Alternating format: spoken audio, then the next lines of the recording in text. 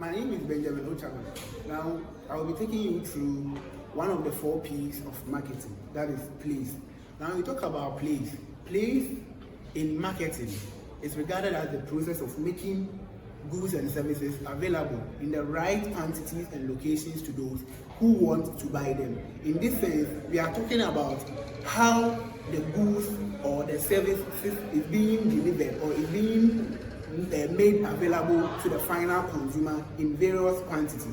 Now, it involves various stages or steps that you can make the product available or get to the final consumer. Now, we have several critical decisions that affect distribution, and hence a manager should try to make sure that goods are efficiently conveyed to meet consumer need promptly. Now, we have various channels through which goods and services are being delivered to the final consumer. Now, we talk about channel, when we talk about channel, they are the distribution. It's a set of independent organizations that help make products or services available for use or consumption by the consumer or business users. In this sense, we are saying the medium or the ways through which a good or a service is being passed on to the final consumer or a business user. Before a good can get to the final consumer, as I said earlier, it has to pass various medium or people before it can get to the final consumer, and it is being termed as marketing intermediaries. Now, when we talk about marketing intermediaries, they are those individuals or people who serve as a link between the final consumer and the producer. They are known as the market intermediaries. Now, these individuals are the wholesaler and the retailer. Now, when we talk about the wholesaler is a person or an individual, or it can be a firm who buys goods in bulk from the producers and makes it available to the final consumers. Then we move on to the other type of intermediary, that is the retailer. Now, the retailer is an individual or a company. When we talk about the wholesaler is an intermediary who has a direct relationship with the producer. That is, he goes to the producer directly and purchases the goods in larger quantity. That is, he buys the goods from the producer in bulk, in larger quantities, and then makes it available to the retailer, who then also sells the goods to the final consumers in smaller quantity. So now the retailer is an individual or a business who buys goods from the wholesaler in larger quantities. But in this case, after buying the goods in larger quantities from the wholesaler, he distributes it or he delivers it to the final consumers in smaller quantities. My name is Franco Cabral here, and I'm here to continue with the types of retailers. The types of retailers, we have supermarkets, hypermarkets, department stores, discount stores, cooperative retail stores, no other companies, and franchises. With types of retailers, we have independent retailers and multiple chain retailers. With the independent retailers, they are referred to as retail organizations with fewer than 10 branches. With the multiple chain are organized joint stock companies with a high degree of control being exercised by professional managers. A multiple chain may be defined as one having more than 10 branches. Let us look at franchises. A franchise is a permission to market a product in a specified area. The firm which sells the franchise is referred to as the franchisor, and the person who is taking out the franchise is called a franchisee, just as KFC has branches in Ghana. This is due to the effort of a franchise. Now let's look at some advantages of the franchise system to the franchisee and to the franchisor. Firstly, to the franchisee, he trades under a well-known name. And also the franchisee has local monopoly. Thirdly, the franchisee works for himself and receives most of the profits. And finally, he receives training from the franchisor. Now let's look at the advantages of the franchise system to the franchisor. The franchisor does not risk his own capital. He supplies equipment and training courses, takes advantage of profits, and has people working indirectly for the organization who work long hours because they also work for themselves. Let us now look at channel alternative. Channel alternative refers to how goods produced by the manufacturer reaches the final consumer. There are several types of distributing channels, and these usually depend upon the product and the market. It is imperative that a marketer does a critical analysis of the channel so as to identify those which reach the market in the most convenient way. So now let's look at ways to plan a channel. There are several steps in planning a channel, and it is important to go through these steps. These steps are to set objectives, what are the constraints, list the steady alternatives, evaluate alternatives, decide the channel and design the channel plan. Distribution channel is the route to the customers.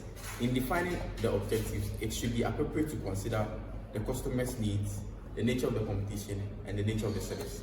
In choosing between distribution channels, it is essential to evaluate them in accordance with the three important criteria. These are economic performance, control, and adaptability. So let's look at intensive distribution.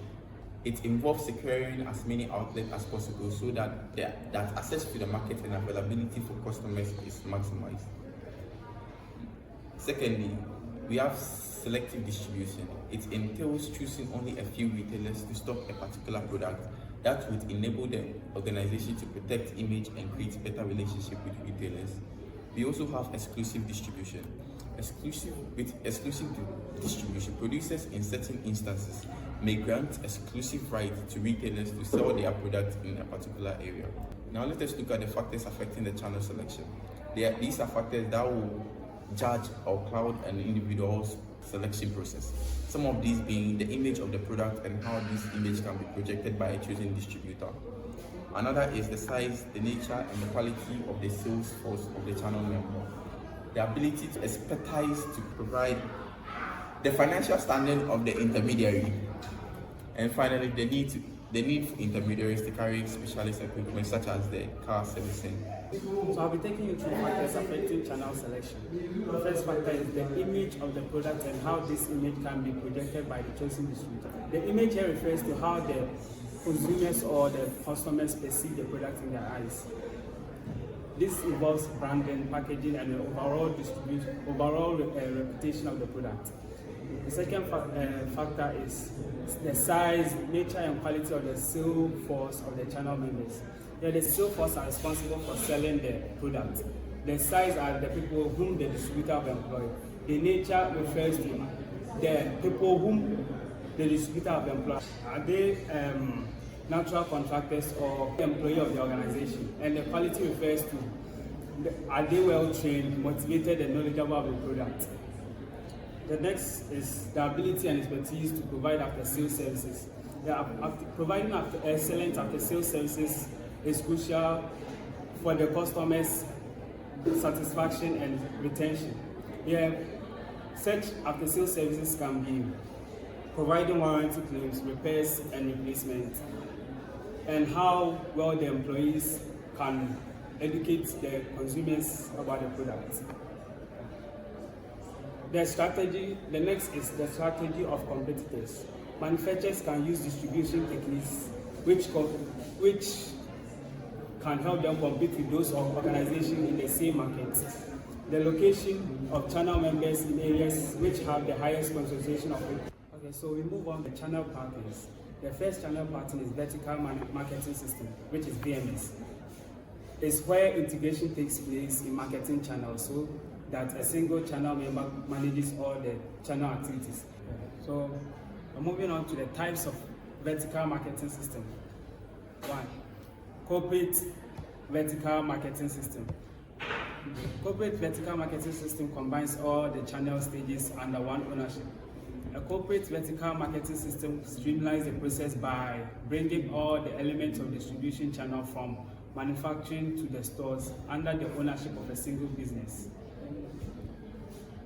Next is the administered vertical marketing system. So when we talk about the administered vertical marketing system, it involves independent channel members setting up an administrative system to coordinate the functioning of the channel. Control vertical marketing system. It's a situation where organizational agreement between channel members are formalized through contractual relationship.